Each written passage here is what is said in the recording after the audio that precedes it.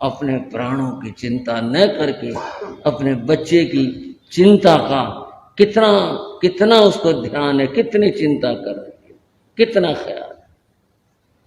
एक बार गए हम भरतपुर, जयपुर गए थे, जयपुर से हम गए भरतपुर। भरतपुर के पास में एक पक्षी अभयारण्य है, बहुत लंबा चौड़ा बताते हैं, पता नहीं कितने कितने किलोमीटर बता रहे थे। उसमें पक्षियों के आवास है, अपने देश के भी विदेशों से भी पक्षी वहां आते हैं और उन सब के लिए बस वहां आवास मिल जाते हैं, रहते हैं। पक्षी अभयारण्य उसका नाम है। वो जिज्ञासा से वहां भी देखें तो कैसे क्या है, यहाँ बड़ा नाम है इसका। हम चले गए देखने पक्षी अभयारण्य को। बहुत तरह के पक्षी देखे, तरह तरह के देखे, रंग बिरंगे, और अपने देश के भी विदेशी भी खूब से चेचा रहे थे, चीख चिल्ला रहे थे, इधर भी उधर भी। भाई भी थे साथ में, कई एक संत भी थे। हमने भी वहां भी तरह तरह के पक्षी हैं। हम और अंदर चले गए, और अंदर चले गए। अंदर एक कोठा आया, कोठा समय कमरा ऐसे कच्चा पक्का सा था तो ईंटों का। वहां एक पंडित जी मिले, उन्होंने हाथ जोड़े, और महाराज मां पंडित जी हम भी चले आए देखने के लिए। बोले हाँ हाँ देखो, घूमो, खूब देखो, तरह तरह के बड़े पक्षी हैं। वो उनके कोठे के पास में एक छोटा सा हिरण का बच्चा छोना, वो घास से पड़ी थी, मुंह मारने लग रहा था। मैंने कहा ये पाल रखा आपने? उससे पूछा, वहां पाल रखा? बोले ना जी पाल तो नहीं रखा। मैंने कहा फिर ये किस तरह से आ गया होगा? बोले नहीं जी, इसकी माँ जब भी बच्चा देती है ना, यहाँ मेरी इस पे देती है, कोठे के पीछे दाएं बाएं। मैंने कहा फिर वो पालतू है? बोले ना ना जंगली है। बोले जंगल में ना अपने बच्चों को कहीं छोड़ती नहीं, वो यहाँ मैं होता हूँ तो मैं ध्यान रखता हूँ, नहीं तो गीदड़ पीछे लग लेते हैं यहाँ पर इन छोटे बच्चों को। वो जाती है अपना पेट भरने के लिए, तो मेरे यहाँ होते हुए मैं भगा देता हूँ, कोई कुत्ता या कोई हिरण, गीदड़ जो आ नहीं सकता, तो वो यहाँ यहीं रहता है, पल जाते फिर ये भी भाग जाते हैं। मैंने कहा बोले दिखाऊं आपको? मुझे दिखाओ। उसने जी थोड़ा आगे से खड़े होकर के बड़ी तेज तेज आवाजें लगाई, और आवाज का दी सीताराम सीताराम, ये आवाज लगाई। मैं तो कुछ समझा नहीं, सीताराम और सीताराम ने मारा फिर ले बैठ कर आवाज लगा सीताराम, आदमी का नाम है सीताराम। और जो कुछ देर के बाद में झाड़ियों में से खड़फुट खड़फुट रोती भागे हुए हिरणी आई। बोले ये इसकी माँ है। मैं सीताराम? बोले मैंने नाम रखा सीताराम, इसका नाम सीताराम रख रखा है। और जब मैं आवाज देता हूँ ना, ये आसपास रखता हूँ इनका। बात ममता की थी, कितनी ममता होती है इन प्राणियों में। जो पशु जगत है उसमें जो मादा है, उनको भी अपने बच्चों के प्रति कितनी सारी ममता होती। भक्तामृत स्तोत्र की मैं बात कर रहा था, इससे और सजीव चित्र कोई देखने में नहीं आया। आप कल दुर्दंत भयंकर शेर खड़ा हुआ, दहाड़ आक्रमण की मुद्रा है, और बेचारी हिरणी उसके सामने क्या क्या माने रखती है, लेकिन वो आगे हो जाती है, बच्चे को पीछे कर लेते।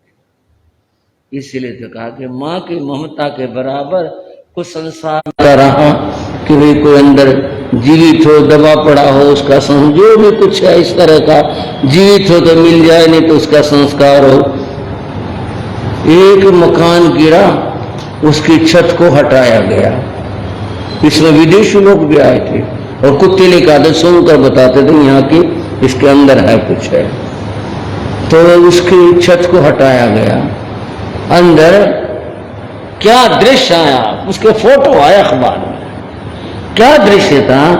एक चारपाई के ऊपर एक स्त्री बैठी थी और उसका गोदी का बच्चा था, उसके गोदी में था। ऊपर से मकान की 3 दिन बाद भी जीवित था उसकी गोदी में। और जैसे बच्चों का स्वभाव था दूध पीने की कोशिश करना, ये वो तो बालक के स्वभाव की बात थी, वो जीवित था। उसको निकाला गया। बच्चे को तो फिर सरकार ने, किसी ने गोद लिया, क्या हुआ, उस तरह का हुआ। बात यह है कि सघन हो, गहन हो, धूप से बचाते हो, सब कुछ है, लेकिन मां के समान कोई छाया नहीं। नास्ते मात्र समा छाया, नास्ते मात्र समा गति। मां के समान रक्षा करने वाला दूसरा कोई नहीं होता है। मां ऐसी अद्भुत है, नास्ते मात्र समम त्राणम, यही रक्षा कर सकती है। नास्ते मात्र समा प्रिया, मां से ज्यादा बच्चे को कोई प्यार नहीं कर सकता। मां ऐसी होती। इसलिए भगवान ने कहा कि मां के उपकार का बदला चुकाया नहीं जा सकता। इतनी बड़ी बात कही। बंधुओं, इस प्रसंग में थोड़ा महसूस कर सकते हो। और कहना क्या चाहूंगा, अपनी माताओं का आदर कर। हर किसी को मां का आदर सत्कार करना चाहिए, मां की सेवा करनी चाहिए। भगवान ने कहा उसके उपकार का बदला तुम चुका नहीं सकते। भगवान के वचन है और किसी के नहीं है। भगवान ने कहा जिसका बदला नहीं चुका सकते उसके लिए कितना कुछ करना चाहिए। और अब थोड़ी और चर्चा कर लें, समय को, स्थिति को देखते हुए ऐसा ही कर लेते हैं।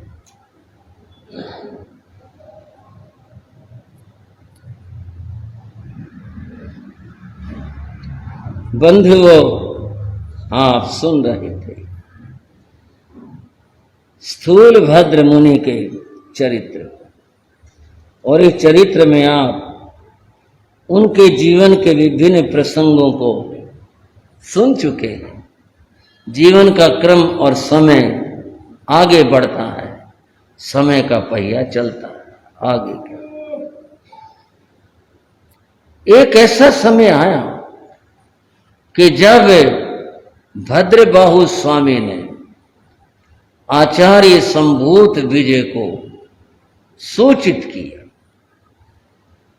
और क्या सूचना दी कि मध्य भारत में, उत्तर पूर्व भारत में, और जो सीमा उन्होंने बताई, भयंकर दुष्काल पड़ेगा।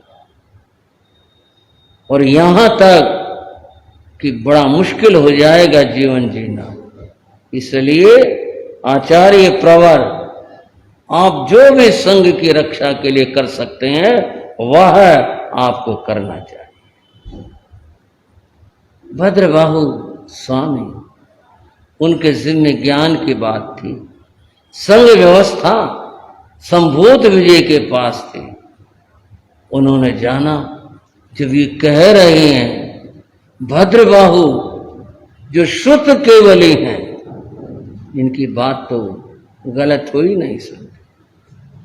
उन्होंने समस्त साधु साध्वियों को सूचित करते हुए कहा कि इन इलाकों में दुष्काल पड़ेगा। और ये भी उन्होंने बताया है दक्षिण में अकाल की छाया नहीं हो। वहां पर साधु साध्वियों को अपने चर्या के अनुसार आहार पानी आदि उपलब्ध होगा, यहां उपलब्ध नहीं हो पाएगा, आहार मिलेगा नहीं, ऐसे विकट स्थिति आ जाएगी। तब आचार्य श्री ने प्रेरित करके संत और साधुओं को कहा जो जहां है अपने यात्रा स्थगित करके वह दक्षिण की ओर चल दे। और तब बहुत बड़ा साधु साध्वी समुदाय वह अपने अपने तरह से जो जहां था वहीं से मुड़ गया और दक्षिण की ओर चले जाते। बहुत साधु साध्वी जो इधर थे चले गए। जो असमर्थ थे, ऐसा भी कथा में आया, उन्होंने संथाना ही कर, चल तो सकते नहीं, इधर ऐसी स्थिति होगी, ऐसा भी हो। और स्वयं भद्रबाहु स्वामी दक्षिण की ओर न जाकर के संभूत विजयाचार्य को कहकर मैं साधना करने के लिए नेपाल जा रहा हूं। नेपाल की पहाड़ियों में एकांत में वहां जाकर के मैं अपनी साधना करूं। ठीक है, जैसा आप ठीक समझे। और वे बंधुओं नेपाल की ओर चले, बाकी साधु साधिया दक्षिण की ओर चले गए और इधर भयंकर दुष्काल पड़ा। और वह भी थोड़ा नहीं, 12 वर्षों का भयंकर दुष्काल पड़ा। उसके भी कुछ चर्चा यहां कर रहे। पूर्व मध्य देश में जब 12 वर्ष दुष्काल पड़ा, 12 वर्ष दुष्काल पड़ा, मरघट सा सन्नाटा फैला, मोबाइल था काल खड़ा। मरघट का सन्नाटा फैला, मोबाइल था काल खड़ा। मर्यादा के अनुसार पानी आहार न मिल पाता, छिन्न भिन्न हो श्रमण वर्ग भी सुदूर प्रांतों को जाता। आर्यभद्र बाहु स्वामी नेपाल प्रांत को चले गए। हाँ, नेपाल प्रांत को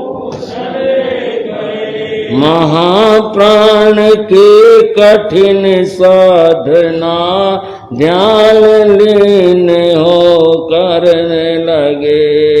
अनेक रोग वृद्ध श्रमणों ने धार समाधि संथारा, धार समाधि संथारा। श्रमण चर्या की रक्षा कीनी, तोड़ के पुद्गल देकारा।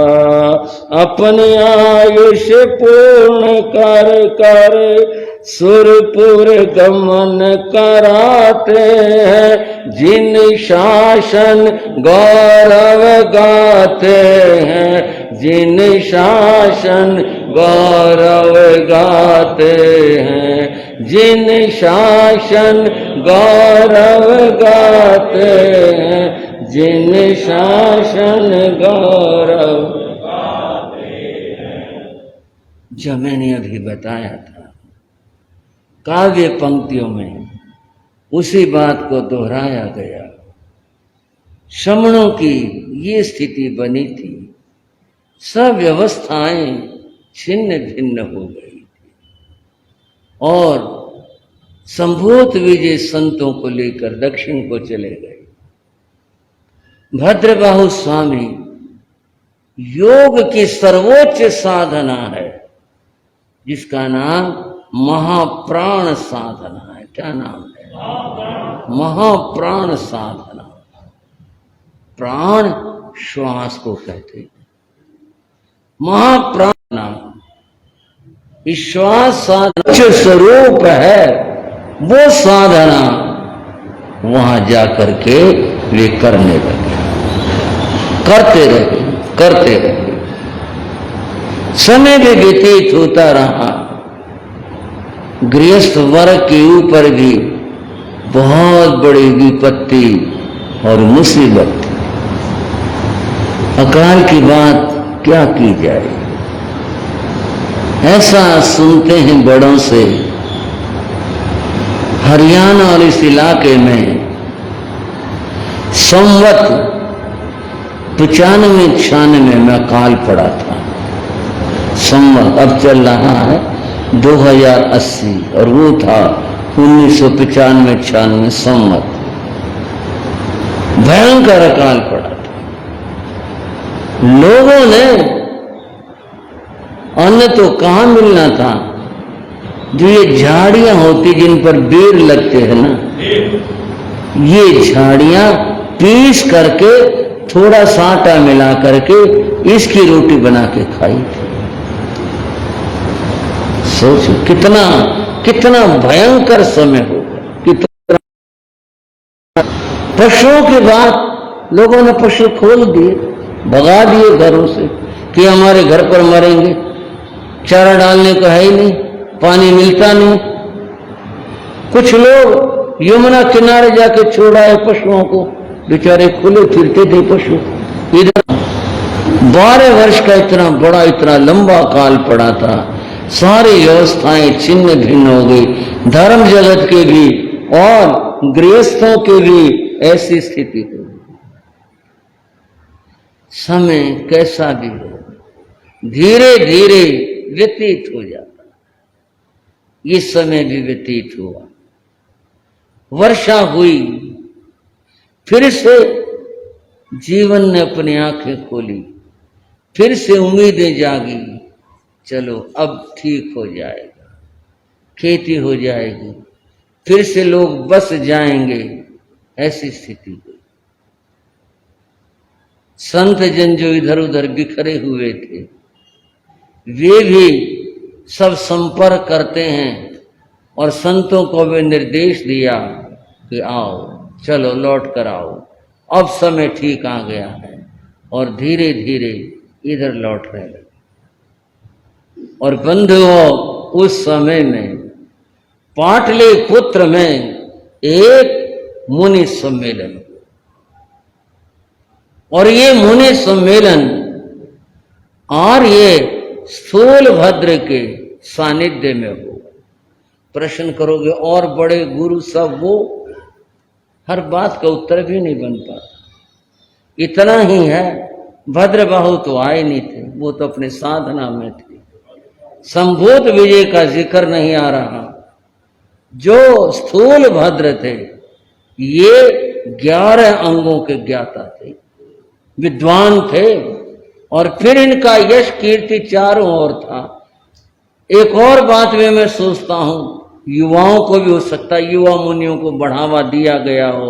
इनके सन्निधि में पहला साधु सम्मेलन हुआ। महावीर के शासन में पहला जो सम्मेलन हुआ वह स्थूलभद्र मुनि के सन्निधि में सम्मेलन हुआ। अब गृहस्थ तो अपने व्यापार की बातें करते हैं, साधु क्या बातें करेंगे? साधु तो अपने ज्ञान की बातें करेंगे। सब सुख साता पूछ ले, एक बार पूछ ले, 2 बार पूछ ले। सुख साता तो पूछ रहा भाई ठीक है, कैसे रहे फलाना मुनि, भाई उनका तो देवलोक हो गया। प्रश्न सब मुनियों से पूछा गया, किसको कितना ज्ञान उपस्थित है।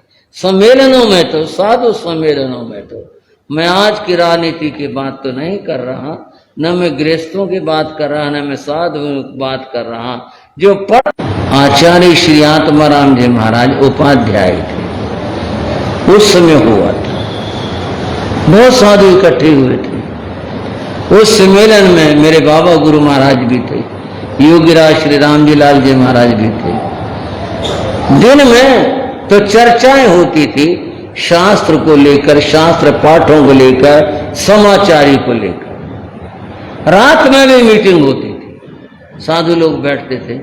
रात में बातें कुछ हल्के फुल्के भी होती थी, संघ की उन्नति के लिए कुछ और बातें ऐसी। एक रात में जब वो समय मीटिंग हो रही थी, उसमें श्री आत्माराम जी महाराज ने एक उपस्थित मुनियों से प्रश्न किया।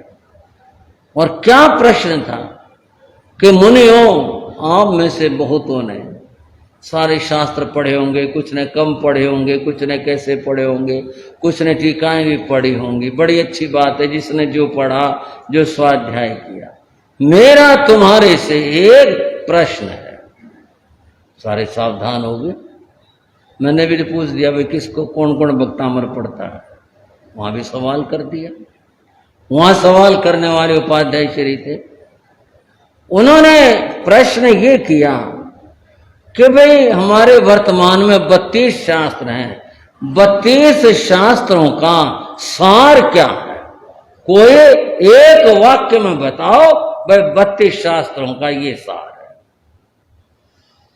अब तो जी साधु एक दूसरे को लगे देखने, हाँ भाई क्या बताएं। कई खड़े हुए शास्त्रीय गाथाएं बोल के बताए जी ये शास्त्र है। उदाहरण के लिए मान लो मैं कह दूं नमो मंगल मुकुटंगे, ऐसी गाथा जिसमें सारे शस्त्रों के बात छिपी हुई है। किसी ने कुछ गाथा पढ़ी, किसी ने कुछ कहा, उपाध्याय जी सुनते रहे। जिसने जो कहा उसके बाद सुनी गई। हाँ भाई ठीक है, और बताओ और बताओ। उसमें बाबा गुरु योगीराज राम जी लाल जी महाराज बैठे थे, वो मौन थे, चुपचाप। उपाध्याय जी ने कहा योगीराज तुम भी बोलो भाई, तुम भी बताओ, तुम तो बहुत अनुभव रखते हो, कहो। अरे महाराज सारे ज्ञानी हैं, सारे शास्त्रज्ञ हैं, इनको बताने दो, इनको कहने दो। बोले नहीं ठीक है तो कह लिया, हम तुम्हारे से सुनना चाहते हैं। बोले मैं तो महाराज साधारण साधु हूं। नहीं नहीं ऐसा ना कहो, छिपाओ ना अपने आप को। आप कितने बड़े ज्ञानी हो ये हम जानते हैं, आप बताओ आपका क्या विचार है। बंधुओं ऐतिहासिक बात है। योगीराज गुरु महाराज खड़े हुए और बोले उस सभा में कि भी सारे 32 शास्त्रों का सार पूछा है, एक वाक्य में पूछा है। मेरी समझ में तो ये आया है, मिलकर बैठो बांट कर खाओ। जरा बोलना, बस ये सारे शास्त्रों का सार है। मिलकर बैठो बांट कर खाओ। सारी समाचार आ गई इसमें, सारी बात आ गई इसके अंदर, मिलकर बैठो और बांट के खाओ। उपाध्याय जी इतने प्रसन्न हुए, इतने प्रसन्न हुए, बोले योगीराज जैसा तुम्हारा नाम है ना, तुमने ऐसा उत्तर दे दिया, कोई तो बात बाहर नहीं रहेगी इससे। इसमें तो कषायों का शमन हो गया, मिलकर बैठे। कषाय भाव होगा तो मिल ही नहीं सकते। कषायों का शमन होगा, राग द्वेष का शमन हो गया और समाचारी का एकीकरण हो गया। सारी तो बात जोड़ दी तुमने एक इस वाक्य के अंदर, और मैं इसको स्वीकार करता हूं, सारे शास्त्रों का सार है, मिलकर बैठो बांट के खाओ।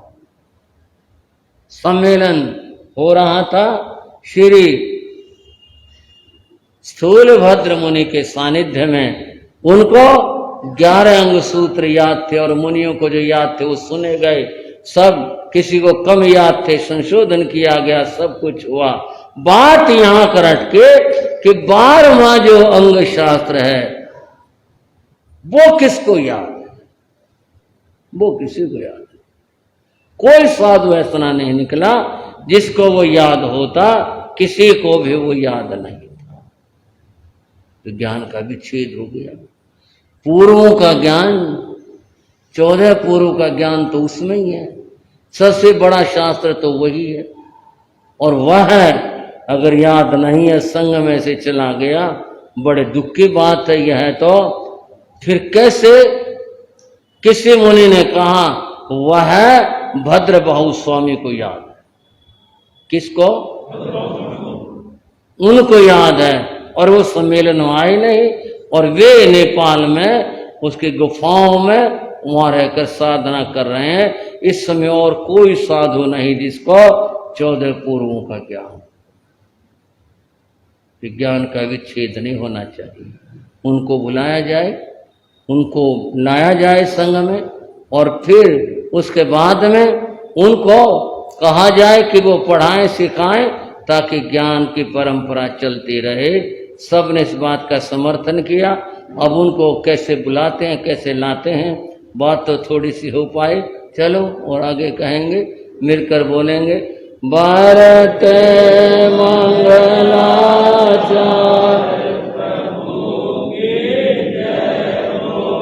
भारत मंगलाचार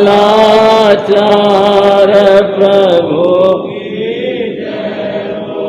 जय बोलो मिलकर सब नर नार प्रभु की जय बोलो, जय बोलो। मिलकर सब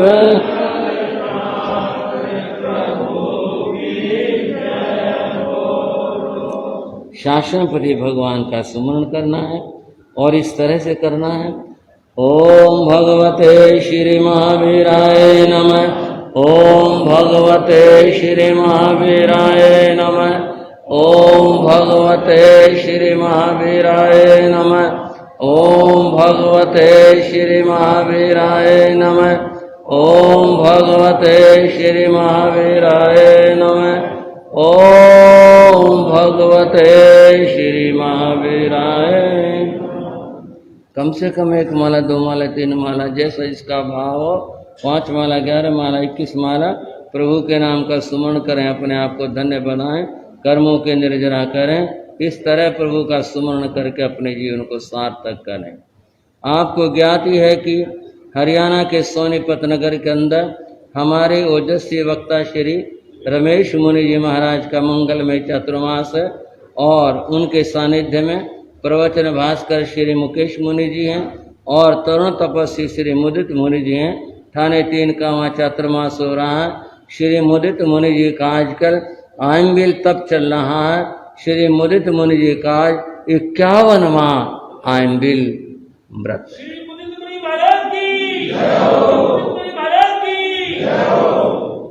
बड़े सुख साता के साथ, बड़े आनंद के साथ कल भी सोनीपत के भाई नरेश जी आए हुए थे। यूँ बोले ये पता ही नहीं चलता उनका, तो इतने नॉर्मल, इतने सामान्य रूप से रह रहे हैं। हम पूछते भी हैं, साता पूछते हैं, कहते हैं कुछ नहीं महाराज से बात करो, ठीक है ठीक है, और ऐसा कह देते हैं। धन्य हो मुनिराज को, उनके लिए बहुत बहुत बहुत आशीर्वाद, बहुत बहुत आशीर्वाद।